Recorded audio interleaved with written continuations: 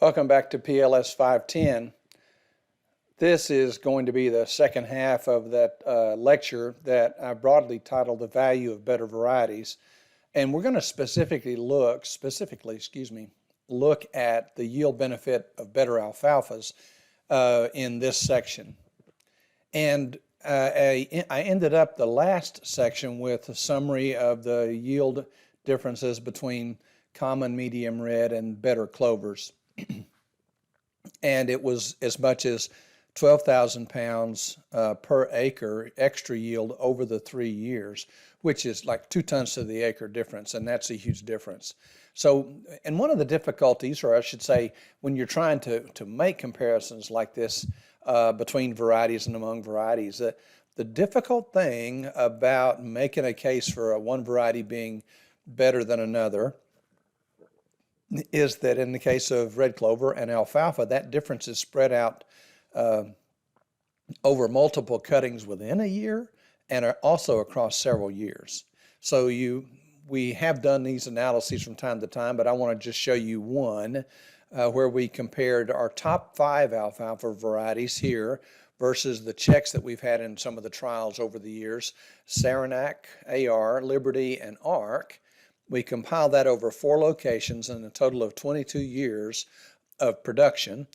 The average yield difference, again, between the top 5 and the average of the checks, was about a ton of hay per acre per year, and at a reasonable value for hay over the life of a stand.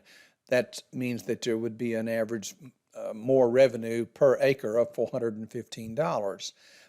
Again, spread out over 5 years. So it makes a difference, but sometimes it is difficult to see side by side. I want to take up a few examples to show you some pretty dramatic things that we have learned over the years as more diseases we become aware of what's causing problems, and also as more resistance becomes available. The first example I want to pick up is a Phantomyces root rot, and this is one of the diseases for which we recommend having at least an MR rating, a moderately resistant rating or higher in alfalfa. This is an Phantomyces resistant variety on the left and a susceptible one on the right.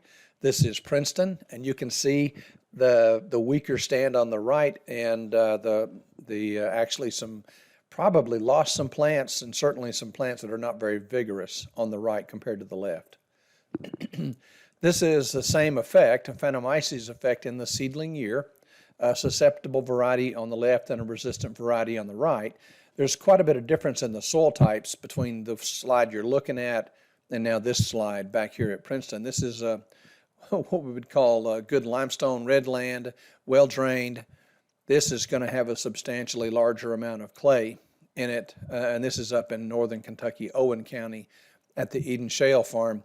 And you can see that you would expect that this variety, although it's not looking tremendous at this point, is certainly in much better stand than this one to the left. And you could see that if this was yours, you'd say that's a failure.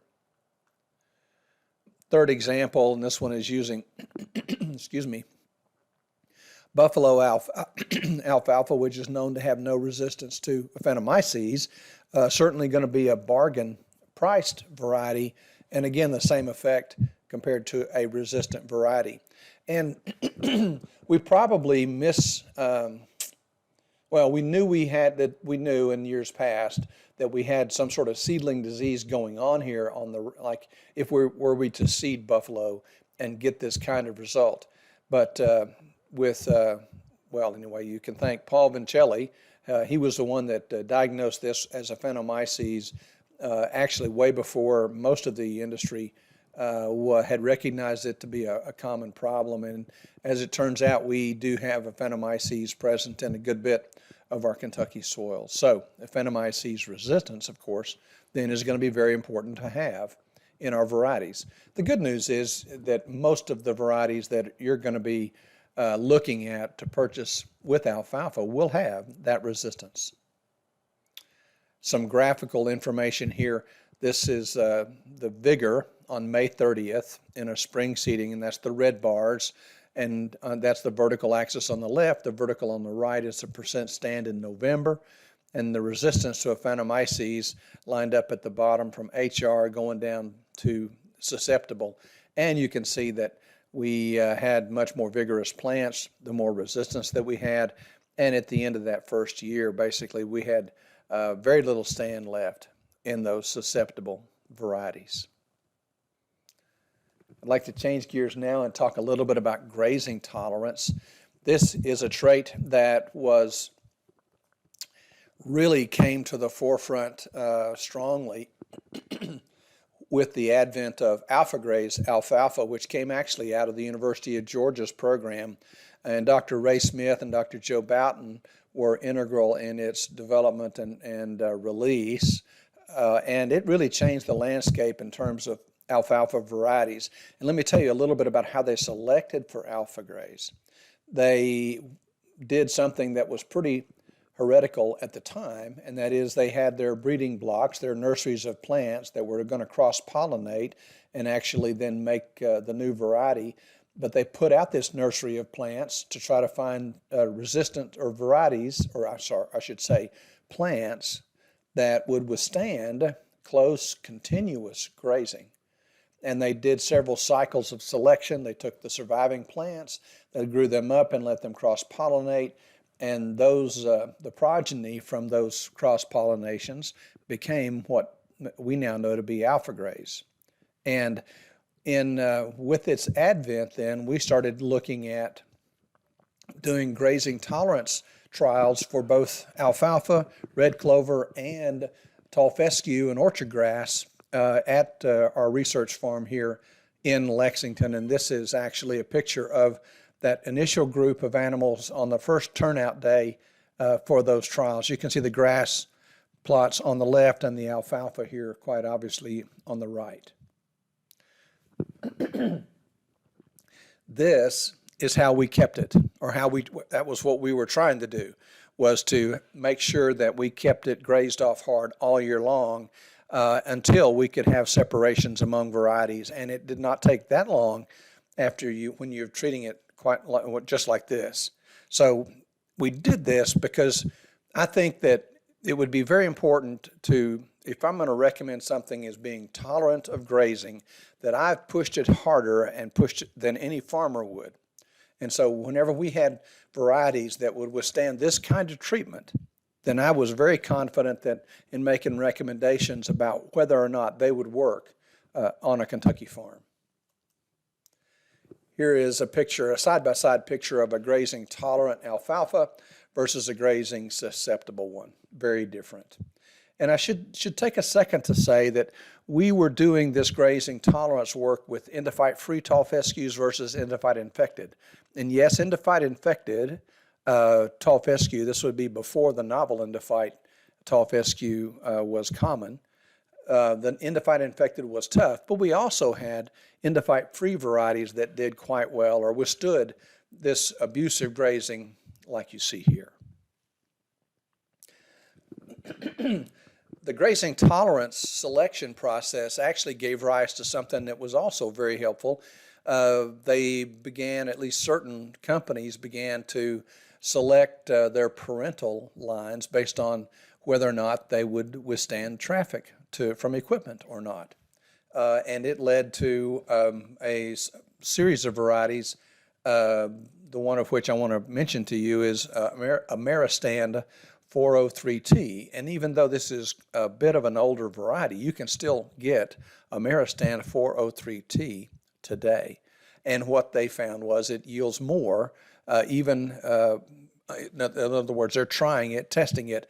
What does it yield after you've run over it with equipment? Because quite obviously, if you're going to make hay from alfalfa, you're going to have to run over that field with equipment, and sometimes quite a lot. And I thought that was certainly a very good trait to select for.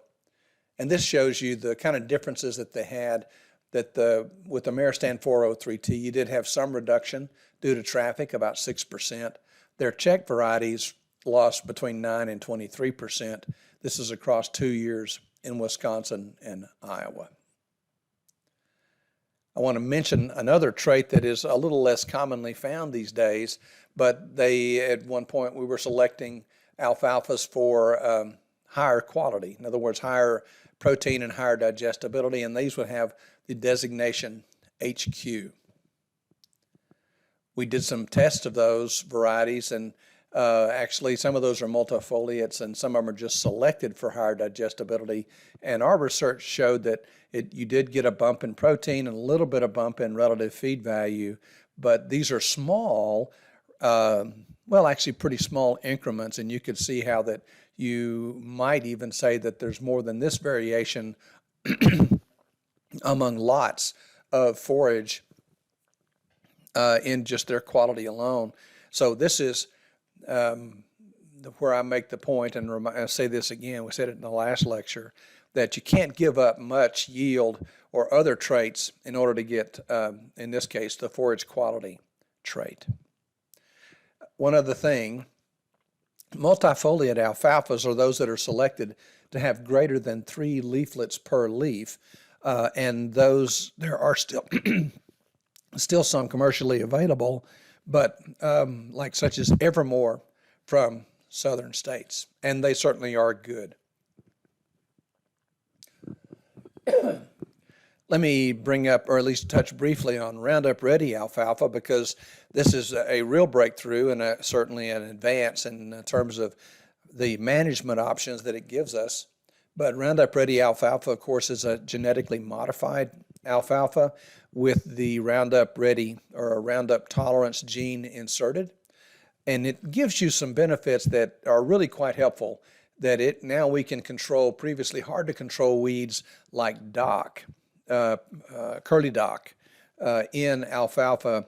And if you had dock in alfalfa prior to this, there was nothing you could do besides hoe it out to control it. You do have some flexibility in the application time for Roundup. The plants do have to have some size on them, but it's quite flexible. It's very helpful in no-till seedings and to kill sod, because these tend to be more weedy. You have grassy weeds, you have escapes in terms of the weed control. You just have more weeds than you would ordinarily have in a cropping situation. You're not going to give up yield and quality, but you are going to pay a premium in price, somewhere between around $4, an extra $4 or so plus or more per pound. Not a trivial amount. And the last trait I want to mention is the low lignin alfalfa. Again, another genetically modified organism. So this particular variety, Harv Extra, or with the Harv Extra trait, is going to have the low lignin trait plus Roundup Ready.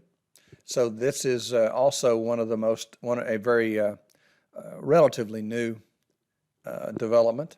So it's good. It's genetically engineered, and it maximizes quality by reducing the amount of lignin in the plant compared to conventional alfalfa at the same stage of maturity. So that means you're going to have greater digestibility. For growers, this means they have the flexibility to produce higher quality forage at the same cutting day, or delay harvest to maximize yield potential, or to work around the weather or operational needs. So the payback on this one, quite obviously, you must have either a customer willing to pay for the higher quality, and you've got to be able to measure and document that, or you're feeding it to a high performance animal like a dairy cow, where the extra digestibility is going to be captured by the animal. So as I summarize this and bring this to a close, I'll just go back to the very beginning. It's like, the way you assess the value of better varieties is how are you going to get paid for the difference in price. That's the point I want to make. So with that, we will end this